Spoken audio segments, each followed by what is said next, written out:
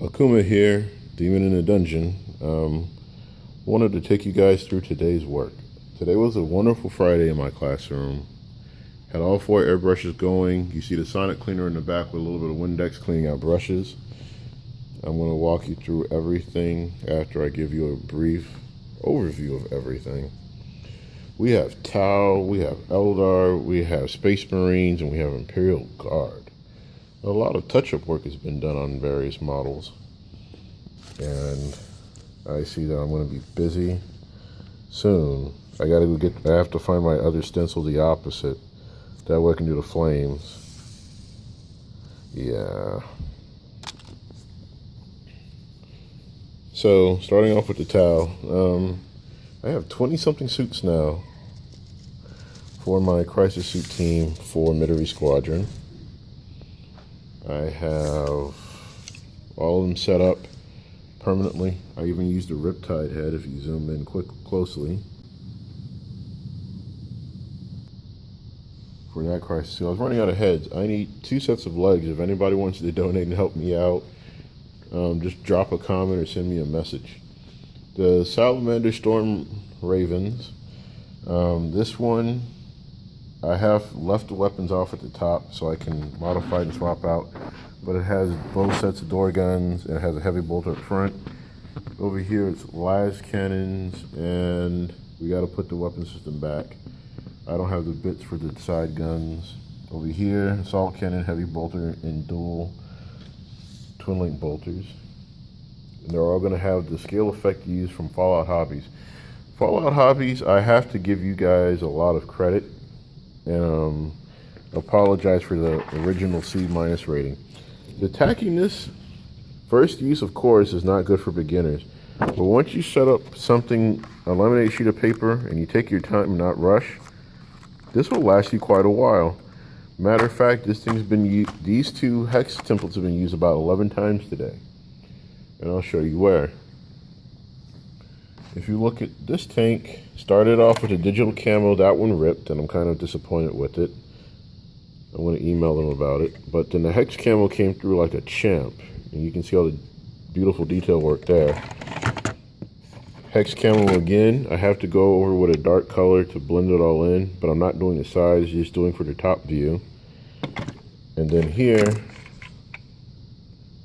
hex camo did a great pattern. I haven't peeled off the layers yet. I'll have a student do that on Monday. Especially with this Rust battle tank. Haven't peeled off the original base coat or bottom coat. It's going to go over with a darker green, but it's coming out gorgeous. So, warnings for Fallout Hobbies. Get plenty, like this is the damage that I've done. This whole middle section here, ripped out. Clean out the middle. And it's hard to use a camo now. Just go to any office supply store, laminate anything, or just say, hey, I just need wasted lamination sheets. Use them. Get double the value out of your stickers. Because once you peel this off, you're left with all the originals inside. Go ahead, just peel them off and use them somewhere else. Just stick them to the lamination sheet. They're reusable. They have great hold value. I'm very impressed. And Fallout Hobbies to me is an awesome product. It's still going to get the B- for newbies. A's. It's going to get an A for veteran, experienced airbrushers and modelers. If you're new to starting out, take your time, don't rush. Even the experienced people, take your time, don't rush. In comparison to the stencils I ordered off of eBay that don't have any tact, you can see the detail errors and the mistakes and where I had to go over, cover up, and start over again on this Land Raider. However, still going to stick with Fallout Hobbies as a great option for veteran modelers. Moving over, Storm Ravens. We're going to use the Fallout Hobbies Dragon scales, and I'm laying my base coats based on their video. So I'm prepping my areas. We're going to do a German red brown into, where is it? I just saw it. Ooh, it's on the other side of the table. This terracotta green, it's not terracotta, I'm lying. Let me go to the other side of the table so I can show you. Surface primer, earth green, early. And I think it's the Japanese Tsuchi Kusa. Yeah, it's the Imperial Japanese Army green camo. I mean the brown green thing. Sorry, tongue tied today. Had a lot of fun. I'm gonna work on one model while I'm on video. If I had an assistant, I'd show you while I'm working. What I'm gonna do is finish up this broken Storm Raven. The wings coming apart. I got it in a trade. Basically, guy wrote with me from San Marcos to play 40K in San Antonio. Gave it to me for 20 bucks. I got all the parts, so I'm gonna finish this one off. This one of parts is sitting in the infamous locker of eternity. But it's gonna be a good afternoon of work, and I just wanted to share this with you. Fallout Hobbies, I've already spent personally 50 bucks, and I just dropped another 40 today, so I can have a variety of their stencils. The micro tile reptile skin, and I'll show you why I'm not a huge fan right now. Is that when you peel,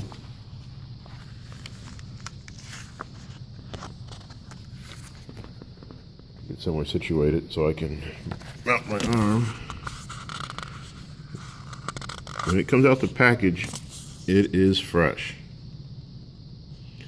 But as you can notice in the grooves, as I'm bending the paper, those are the pieces that haven't peeled out yet. So let me not zoom in. Get it situated. The problem with Fallout Hobbies is when you first pull it, you have to go through with a needle, hobby knife, something, pop out all the extras. Like this here, all the little flecks that are left, you can reuse this, applying it to another plastic sheet. But the stencil itself, you have to clean up. And that's my takeaway from Fallout Hobbies. That's why it's not getting the Japanese S rank, it's going to get the American A rank, due to that one flaw. But I get it why you're doing it running through a laser printer, and that's more time wasted and you're not getting back.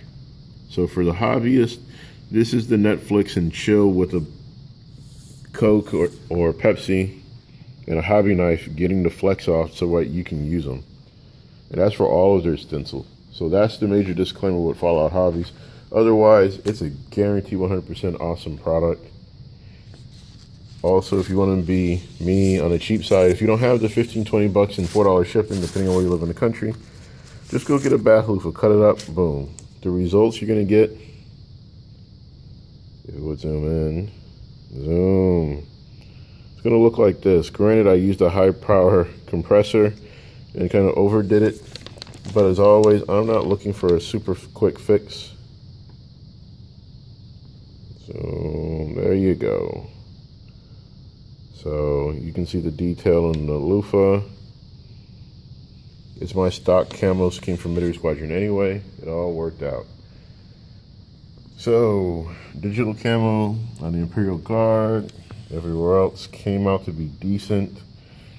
The students are working on these tanks. All I'm going to do is lock them up in a locker after I work on this last Storm Raven. I'll post pictures to the 40K for grown-ups for later.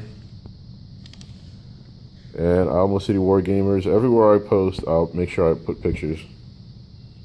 Got a lot of wonderful work done today. The salamanders didn't get sold. Somebody just wanted to drop pods, and I just needed that for gas money for a couple of days. So I'm going to finish off the salamanders, but I want to take my time and not rush. And now that I have an easier way to do dragon scales, I'm going to make sure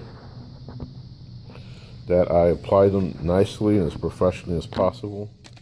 Get them in, and if the opportunity comes to sell them in the future, I'll be able to sell them for a little bit more than retail at 25%, which seems to be the standard in San Antonio. I want to sell a beautifully painted army and use it in my classroom to do stop motion animation wars with my students, who are just taken away by the fact you can move paint through a metal machine called an airbrush. So thank you for a wonderful Friday with Kikai no Naka no Akuma. I'm going to walk you through the Horde stash of the 761st Tank Battalion. Boom. Isn't that gorgeous? The 4 Desert Scheme tanks that picked up in a good trade. The Bane Blades, however, the stock scheme with the 761st. And I'm trying to decide if I'm going to hex them out, digicamo them out, or just leave them alone and do patterns and shades. All in all, I'm happy and inspired by my students. And to give credit where credit is due, the Storm Ravens and the Flyers were done by a young lady who's an 8th grader who also wants to be a nurse. She likes the fact that she can paint, create, learn techniques and details. So I'm very happy with her quality of work because this is all her. I showed her an example on a couple of pieces to let her run away with it. She can follow directions, meet her color lines. This one got scratched up by an annoying little 7th grader, but she can blend beautifully. This is the one I did as the example. This is my work, but a 7th grader scratched it. The underside, however, she did. Over here, this is all her. And I'm very proud of the quality of work. So whoever raced her around cars and was comfortable with her using heavy equipment and an airbrush, I'm very happy for that person. All right, gentlemen, you have a beautiful weekend and enjoy.